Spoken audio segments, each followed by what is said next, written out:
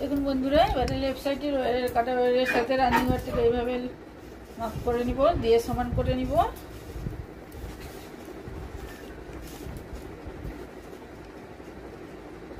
দিয়ে ফোল্ড করে নিব এইভাবে।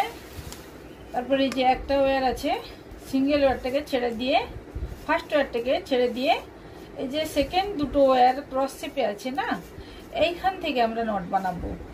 যেই ওয়্যারগুলো ক্রস শেপে থাকবে শুধু সেইগুলোকে নিয়ে নট বানাবো। বাকি যেটা সিঙ্গেল ওয়্যার থাকবে ওগুলো কিন্তু লেফট সাইডে রাইট সাইডে যে সিঙ্গেল ওয়্যার থাকবে ওগুলোকে কিন্তু আমরা সাইডে রেখে এগুলোকে নিয়ে নট বানাবো।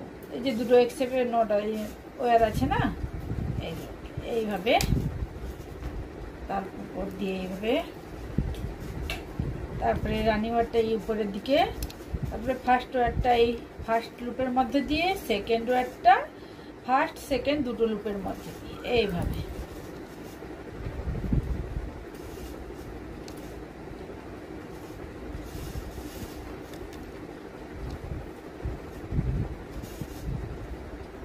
তাহলে কি হলো, ফার্স্ট ওয়্যারটাকে ছেড়ে দিয়ে যে দুটো ওয়্যার এক শেপে আছে সেই দুটো ওয়্যারকে নিয়ে আমরা নট বানিয়ে যাব, আমলা নট এইভাবে বানাবো।